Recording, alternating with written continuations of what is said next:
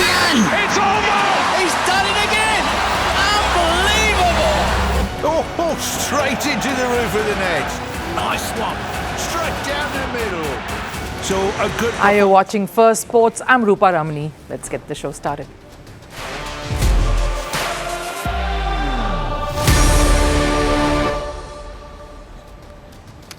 On the show today, England cricketers are doing it again, making condescending remarks unwittingly at times, only to spark outrage. Another controversial statement around the India-England Test series has kicked up quite the storm. The renaming of the Pataudi Trophy too continues to be contentious as more reactions are coming in. ECB is under fire for discarding a legacy that is more than just changing the name.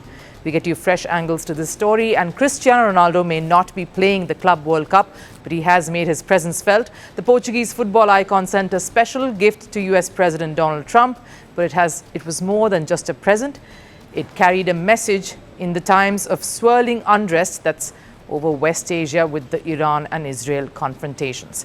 More on the show, but first the headlines on Sports 360. Starting with cricket, Champions Trophy winner Harshit Rana has been included in India's squad for the first England Test.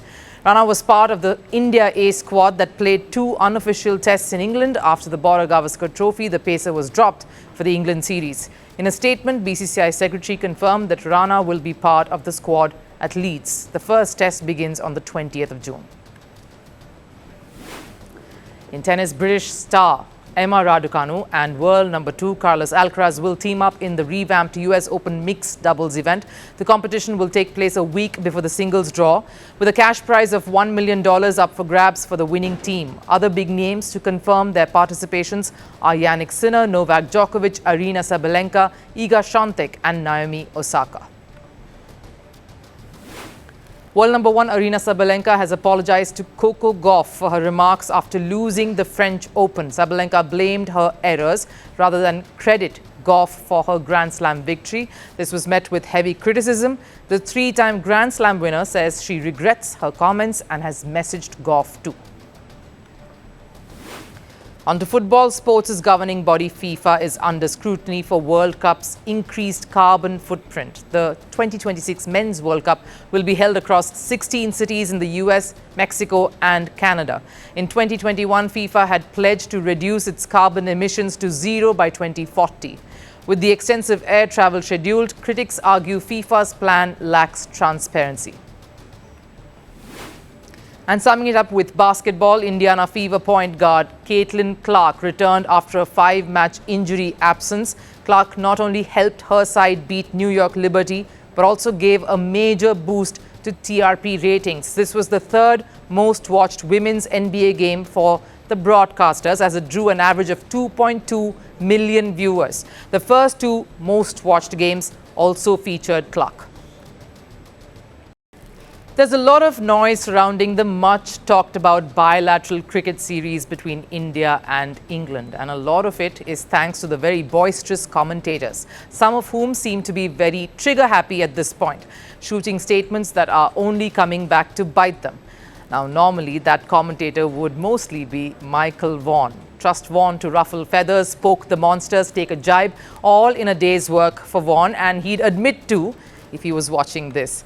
But this time, it's his compatriot, another entertainer during his playing days and now too, getting into the action that has not even begun. Graeme Swann has clearly woken up many Indian fans, many not too happy. But he's done that before too. The English spinner has been part of the England side during its peak years. In fact, he was a key member of that monumental series win against India in India, where he and Monte Panesar ran riot.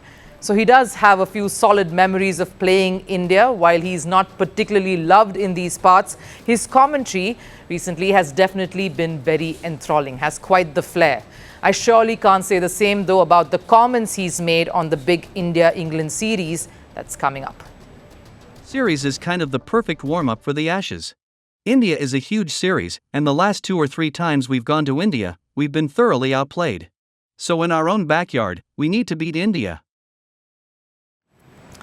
Now, I understand the need to hedge your bets on your own team, the country you represented and played for. You're most likely going to back them in a battle, more so as you've been part of dressing rooms that have gone through their phases, have had their lows.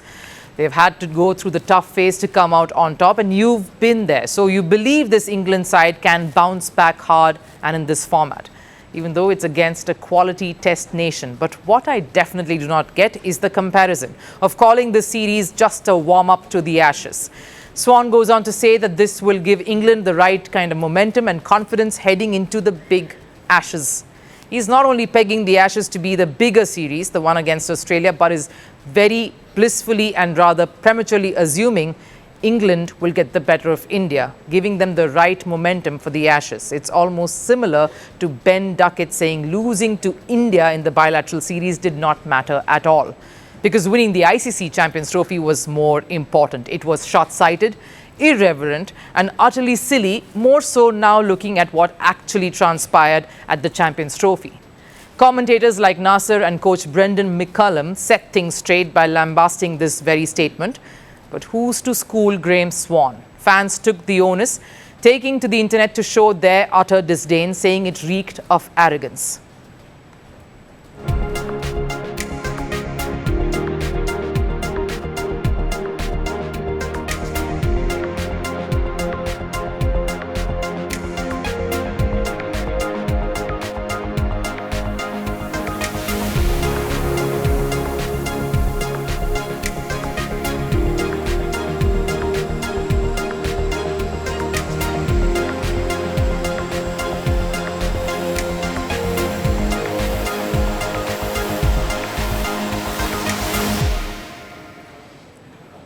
Let me remind Swann of a couple of things here. England has won just 10 of the 22 tests played in the last WTC cycle, a cycle where India finished above them.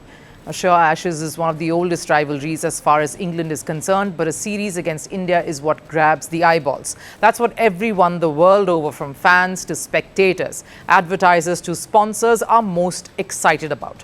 Sure, India have not won a series in England against England since 2007. It's been a formidable fortress to breach, but ECB CEO Richard Gould says this is the kind of series that will spark a great spike in England, not just among fans, but also everyone who's invested in the sport. We know how big it is. It is a huge summer. It's something that people can get really into. There will be subplots and subplots. There will be all sorts of issues over that 6-week period. In terms of commercial importance, India series at par with the Ashes. The dominance comes from the fact that most of the product that is purchased comes from the Indian market. So this isn't a warm-up series. It's in fact a series that will take center stage in every aspect. ECB's commercial success relies on this series against India, the biggest revenue generator in the world when it comes to this sport. England's resurgence as a cricketing nation depends on this series, and everybody will be having their sights on this battle. So England, much less their commentators, shouldn't be caught napping, thinking this is just but a warm-up. It won't take much to get toasted and roasted in this English summer. Controversies continue to strike the India-England series even before the sides have taken the field. And right at the centre of the storm is the renaming of one of cricket's most iconic rivalries. The decision to rebrand the Pataudi Trophy as the Anderson-Tendulkar Trophy has sparked serious backlash. Veteran cricket voice Harsha Bhogle, who had earlier expressed his disapproval, has now taken direct aim at the England Cricket Board, accusing them of disregarding history for short-term relevance. In the lead-up to the high-voltage series, the spotlight wasn't just on the squads or statistics. It was on a legacy being retired. The Pataudi Trophy, introduced in 2007 to honour two legendary captains, Iftikhar Ali Khan Pataudi and Mansoor Ali Khan Pataudi, has been scrapped. But why were the Pataudis chosen in the first place? Because their stories bridge two nations, one family, two cricketers, both played for India, both had ties to England. Iftikhar even represented England before India gained independence. It wasn't just a trophy.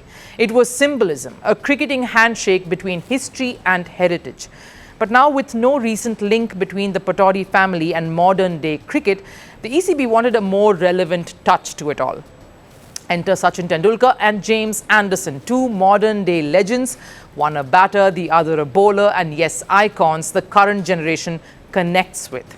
Two players who shaped the Pataudi Trophy itself. On paper, yes, makes sense because it is always important to stay connected to the changing times, or so we presume.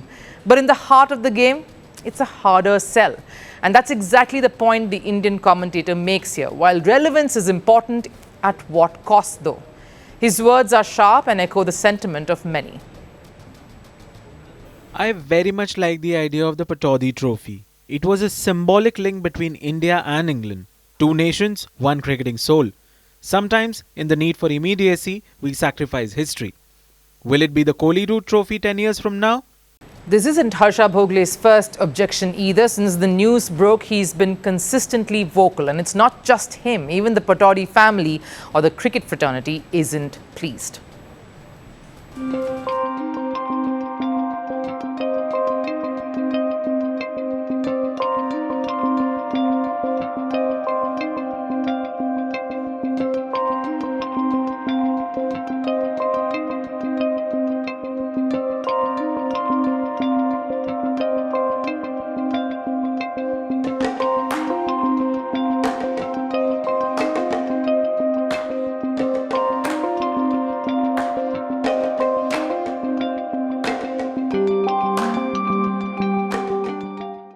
The question now isn't just about a name change, it's about a larger issue. Are we slowly erasing cricket's rich legacy to chase modern-day relevance?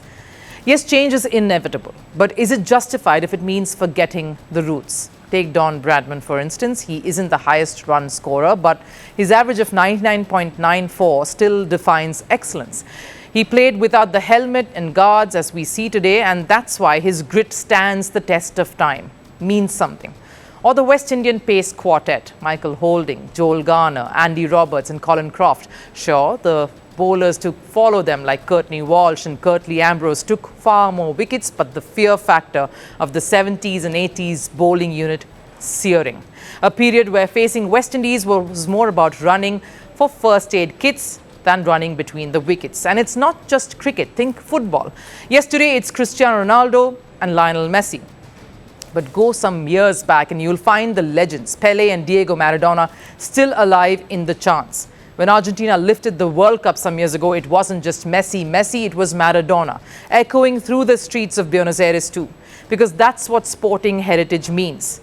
So yes, absolutely evolve, move with the times, but maybe not by erasing the past, but building on it instead. Even Sachin Tendulkar has stepped in. He too wants the legacy of the Pataudis to continue. A medal, most likely the winner's captain, will bear the name of M.A.K. Pataudi. With the trophy retiring, are we retiring Pataudis from memory too? What do you reckon? Is this just a name change to be accepted and moved on, or a symptom of something bigger? The FIFA Club World Cup in the US might not have had Cristiano Ronaldo on the pitch, but the host country's president just got a very special piece of the Portuguese superstar. Amid rising tensions between Iran and Israel, Ronaldo sent a signed jersey to US President Donald Trump with a clear message showing exactly where the Al Nassr captain stands, and an unmistakable hint of which side he wants Trump to support. Ever since the conflict in West Asia escalated, the internet has been buzzing with speculations about Ronaldo's position. Countless fake images and baseless rumors have flooded social media. But with this latest gesture, Ronaldo has finally put all doubts to rest. Our next report tells you the full story. The FIFA Club World Cup in America has been grabbing headlines, but not for the right reasons. Low crowd turnout, blistering heat, and an overall lack of football fever. But FIFA might have found a silver lining thanks to Cristiano Ronaldo. No, he's not playing in the tournament, but his recent act might serve a much bigger purpose: a call for peace amid rising tensions between Iran and Israel. Ronaldo sent a signed jersey to US President Donald Trump, a gift Trump received during the G7 summit in Canada. And the message on that jersey? Loud and clear: playing for peace. Special message to President Donald J. Trump: playing for peace. Oh, I like that. Playing for peace. Ronaldo. Playing for peace. Yeah, let's put that up. Okay. Then you can... That's great. Ronaldo's influence goes well beyond the football pitch. With one simple gesture, he's urging Trump to stand on the side of peace in West Asia. No wonder the internet lauded him for this move.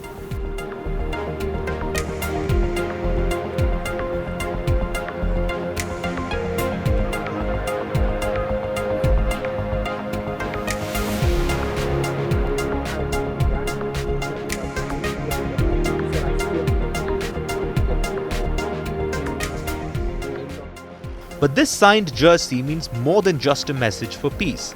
Ever since tensions flared up in West Asia, fans and critics alike have been guessing where Ronaldo's loyalties lie. And why not? Ronaldo has never been shy about sharing his views. Remember when the Ballon d'Or went to Rodri instead of Vinicius? Ronaldo did not hold back. He publicly backed Vinicius and showed his disappointment. And it's not just on matters regarding football. During a 2020 press conference, Ronaldo famously pushed aside Coca-Cola bottles, refusing to endorse the soft drink, reportedly costing the company $4 billion. Which is why many conflicting visuals claimed he supported Palestine in the Israel-Palestine conflict. Doctored images were circulated all across. Many believed it might be true, including some state-run Iranian media outlets. But now, with this jersey sent to Trump, Ronaldo isn't just branding Trump as a peacekeeper, he's making it clear which side he supports, the side of peace. A win-win for Ronaldo, Trump, and even the FIFA president. Sure, Ronaldo is not playing in the Club World Cup, but his jersey did make it to the host nation. A powerful symbol of unity. And knowing Trump's love for sports, who knows, he might even wear that Ronaldo jersey to a football game. A perfect branding boost for the much criticized Club World Cup and a teaser to the 2026 Men's World Cup, keeping FIFA's American dream alive. Time for Last Serve. Britain's annual horse racing event, Royal Ascot, kicked off near London. But before the main event, it was the royals who stole the spotlight. Britain's King Charles and Queen Camilla arrived in their carriage as part of the royal procession. They were also accompanied by Saudi Prince Salman Al Saud and Lady Sarah Keswick. Take a look.